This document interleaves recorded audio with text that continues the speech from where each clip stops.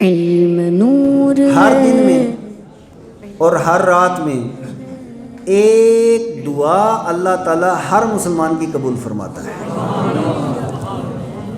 30 راتیں ہو گئیں اور 30 دن ہو گئے، اور اگر 29 کا مہینہ ہو تو 29 راتیں ہو گئیں اور 29 دن ہو گئے۔ اب 60 اور 7 نہ ہو تو 58 دعائیں اللہ تبارک و تعالیٰ اس مقدس مہینے میں لوگوں کی اپنی بارگاہ میں قبول فرماتا ہے۔ اچھا، اب یہاں پہ کچھ لوگ کہتے ہیں کہ یہ دعا قبول نہیں ہوتی، تو سب سے پہلی بات یہ ہے کہ دعا جب بھی کی جائے، یہ بات یاد رکھیے، دعا کرنے کے اصول میں سے یہ ہے کہ بندے کا ظاہر اور بندے کا باطن پاک ہو، ظاہر باطن دونوں پاک ہو، اور ظاہر باطن بندے کا جس وقت پاک ہوگا نا، اور پھر پاکیزہ زبان سے جس وقت بندہ مومن خدائے قدوس کی بارگاہ میں گزارش کرے گا، تو پھر اللہ تبارک و تعالی اس کی گزارشات کو اپنی بارگاہ کے اندر قبول فرما کر کے اسے عطا فرماتا ہے۔ تو ظاہر باطن پاکیزہ ہونا چاہیے، یہ پہلی شرط ہے۔ اور دوسری شرط یہ ہے کہ اللہ کی ذات پہ 100% سے بھی زیادہ یقین ہونا چاہیے کہ میں نے اپنا کام کر دیا، میرا کام مانگنا تھا نا، میرا رب ضرور عطا فرمائے گا، میرا رب ضرور عطا فرمائے گا، میرا رب میری دعا ضرور قبول فرمائے گا۔ جس وقت یہ ایمان اور یہ یقین ہوگا نا، یقین ہوگا بندہ مومن کو، تو یہ سوال ہی پیدا نہیں ہوتا کہ اللہ تبارک و تعالیٰ عطا نہ فرمائے۔ تو اللہ کے پیارے محبوب صلی اللہ تعالیٰ علیہ وسلم، اب یہ حدیث پاک، اس پہ میں اپنا درس ختم کروں گا۔ حضرت ابو ہریرہ رضی اللہ تعالیٰ عنہ حدیث کے راوی ہیں، حضرت امام احمد بن حنبل نے مسند کے اندر اس حدیث پاک کو روایت کیا، امام ترمذی نے جامع ترمذی کے اندر یہ کہتے ہیں، مصطفیٰ کریم علیہ السلام نے ارشاد فرمایا، ثلاثۃ لا ترد دعوتہم، کہ 3 طرح کے لوگ ایسے ہیں کہ اللہ تبارک و تعالیٰ کبھی بھی ان کی دعا کو رد نہیں کرتا ہے۔ کتنی طرح کے لوگ؟ تھوڑا زور سے کو، کتنی طرح کے لوگ؟ 3 طرح کے۔ الحمدللہ، اللہ کا شکر ہے، مجھے بھی روزہ ہے، آپ کو بھی روزہ ہے، روزے داری ساری کے سارے یہاں پہ آئے ہیں، بالکل گھبرانے کی ضرورت نہیں، جتنا زیادہ بولیں گے اللہ اور برکتیں عطا فرمائے گا۔ زور سے کو سبحان اللہ۔ ہاں، اب یہ حدیث پاک یاد کر کے جانا ہے کہ اللہ کے پیارے محبوب علیہ السلام نے ارشاد فرمایا کہ 3 طرح کے لوگ وہ ہیں کہ اللہ تعالیٰ ان کی دعا کو رد نہیں فرماتا ہے۔ سب سے پہلا کون ہے؟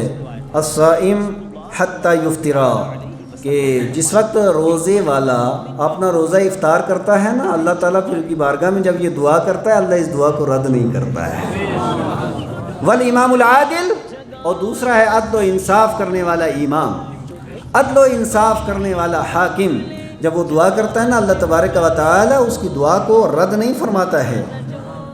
اور تیسری چیز، جس کو سب کو ڈرنا ہے اور اچھے طریقے سے اس کو اپنے ذہن کے اندر محفوظ کر کے جانا ہے، اور اللہ کے پیارے محبوب نے ارشاد فرمایا، وَدَعْوَةُ الْمَظْلُومِ، مظلوم کی دعا، جب کسی کا دل ٹوٹتا ہے اور دل ٹوٹنے کے بعد جس وقت اس کی آہ باہر نکلتی ہے، اللہ کے پیارے محبوب فرماتے ہیں پھر اس کی یہ آہ یرفعها اللہ فوق الغمام، پھر یہ بادلوں سے اوپر جاتی ہے، وَتُفْتَحُ لَهَا أَبْوَابُ السَّمَاءِ، آسمان کے دروازے اس کے لیے کھول دیے جاتے ہیں۔ وَيَقُولُ رب، اور رب قدوس ارشاد فرماتا ہے، وَعِزَّتِي لَأَنْصُرَنَّكَ وَلَوْ بَعْدَ حِينٍ، رب تعالیٰ ارشاد، مجھے میرے جلال اور عزت کی قسم، تیرے اوپر لوگوں نے ظلم کیا ہے، کسی نے تیرے اوپر ظلم کیا اور تو نے آہ کی ہے، میں تیری دعا قبول فرماؤں گا، میں تیری مدد کروں گا، اگرچہ کچھ ٹائم اس میں لگ سکتا ہے لیکن میں تیری مدد ضرور فرماؤں گا۔ حضرات گرامی قدر، ہمیشہ اللہ تعالیٰ طاقت دیتا بھی ہے، لیتا بھی ہے، زور دیتا بھی ہے، لیتا بھی ہے، دولت دیتا بھی ہے، لیتا بھی ہے، عزت دیتا بھی ہے، لیتا بھی ہے۔ یہ سب کچھ کس کے دستے قدرت میں ہے؟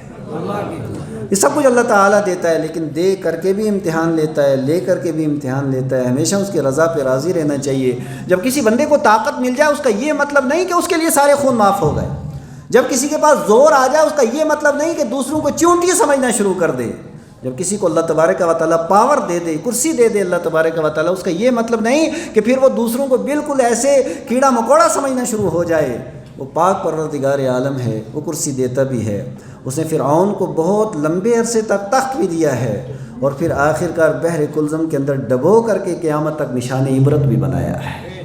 اسے نمرود کو تخت بھی دیا ہے اور مچھروں کے ذریعے اس کو جوتے بھی اس کے سر کے اوپر لگوا کر کے قیامت تک کے لوگوں کے لیے نشان عبرت بھی بنایا ہے۔ وہ پاک پروردگار عالم ابو جہل کو ایک زمانے تک اس نے سرداری بھی دی ہے، لیکن میدان بدر کے اندر چھوٹے چھوٹے 2 بچوں کے ذریعے اس کی گردن کٹوا کر کے نشان عبرت بھی بنایا ہے۔ وہ پاک پروردگار عالم ہے۔ اس وجہ سے ہمیشہ جب انسان کے پاس قوت ہو، طاقت ہو، قوت گویائی ہو یا کسی طرح کی قوت اللہ تبارک و تعالیٰ عطا فرما دے تو پھر انسان کو اپنی لمٹ میں، اپنی حد کے اندر رہنا چاہیے۔ جو بندہ حد کے اندر رہتا ہے پھر اللہ تعالیٰ اس بندے کو اپنا قرب عطا فرماتا ہے۔